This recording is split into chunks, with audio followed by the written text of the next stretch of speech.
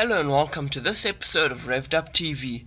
As we all know, there are some absolutely beautiful cars that have been built in the 21st century. That's why today we are going to be counting down the top 10 in a celebration of awesome looking cars. Enjoy. Number 10. Citroen DS5. Shh. Yes, I know. You might not think it, but this is a really beautiful car. From the shape to the detailing and the interior, this car is almost perfect. It is not at all fast, obviously, but it is expected as it only has a 2-litre turbo diesel or a 1.6 petrol. But who cares? It looks like a spaceship. So, got your own private spaceship that's light on fuel. Perfect. Number 9. BMW 6 Series Gran Coupe. A 4-door version of a 2-door version of a 4-door car. Doesn't make much logical sense, does it? Well, it doesn't until you look at it. This car is absolutely brilliant to look at. I love how low it is, makes it seem like it's gliding along. Not to mention the power provided by the many different engine options. This car is definitely more than a pretty face, and to be honest, is probably the best looking in this class. Sorry, Audi A7. Number 8. Ferrari LaFerrari. In my opinion, this is the best looking Ferrari of the 21st century and the best looking of the hybrid hypercars. Yes, McLaren and Porsche, you're ugly. It is also obviously the best. I'm not going to go into the power because we all know that's all boring. Anyway, but if there's one thing I don't like about this car, it's the name. Because LaFerrari translated means the Ferrari, which seems a bit stupid. It's like calling your dog the dog. Come here, the dog. Come. Stupid. They could have at least given it a proper name. Anyway, other than that, it's perfect. Number 7. Jaguar XJ. The car that introduced us to Jaguar's new design language. In my obviously correct opinion, it is the best looking Jaguar barring the FType. I love the rear lights, the floating roof, and modern interior. Not only is this car the best looking limo, but it is also the best to drive. Never mind all the tech stuff, that's for boring people who don't know what to do. It is the best, and that's the end of it. Number 6. Alfa Romeo Brera. Launched in 2005, this Italian beauty will never go out of fashion. I love the separate headlights, swept back roofline, and in my opinion, it has the best looking interior of the decade. There were many different engine transmission options, but the one I would go for is the 3.2-litre V6, if only for the noise and to be able to admire it. Sadly, the car is heavy, so wasn't really that quick. But who needs speed when you have such good look? Number 5. Maserati Gran Turismo. Launched in 2007, but still looking epic today. It's on my will own you list, obviously, because I will own it one day. I'm going to be rich. Because of you people on YouTube. Please subscribe. I have to have this car. This GT has a 4.3-litre naturally aspirated V8 and 400 horsepower and all of that other boring stuff. Sadly, like the Alfa Romeo Brera, it was also pretty heavy. But that doesn't matter because also, as well, the engine sounds great and you could get a faster version. But really, with the bargain prices these are going for, you may as well get it, sit back and enjoy the noise. I love this car. You should too. Number 4. BMW Z8.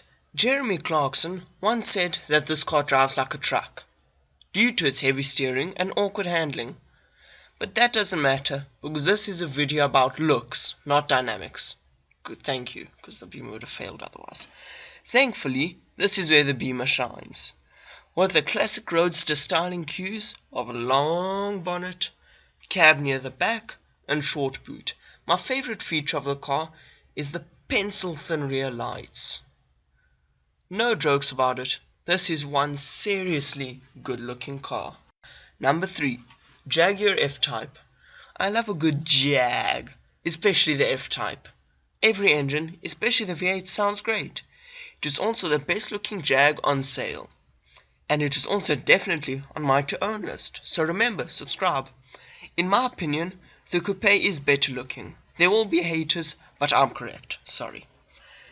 They are powered by either a 540 horsepower supercharged V8 or a 375 or 335 horsepower supercharged V6. All superchargers and no stupid turbos that dull the engine noise.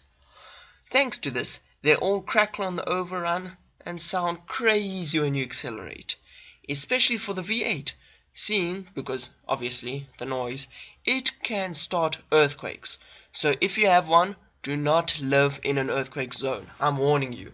So if there's an earthquake and you have an F-Type, we know who to blame. Number 2. Aston Martin Vanquish.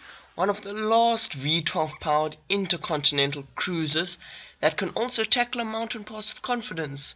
These cars are endangered. More endangered than a Rhino. Forget the Rhino. Protect the Aston. This car is the best looking Aston on sale. I found it hard to decide which one to include, but I ended up deciding on the Vanquish. It was very difficult. It was like picking a favorite child. Although in the end you know which one was right, like me. I also love the noise. Half growl, half wail. Like a cross between a wolf and a tiger. A wolfga. Or a tigwoof. I don't know, never mind. Anyway, it's an epic car and sounds great. That's why it made it to number 2. Number 1. Alfa Romeo Disco Volante.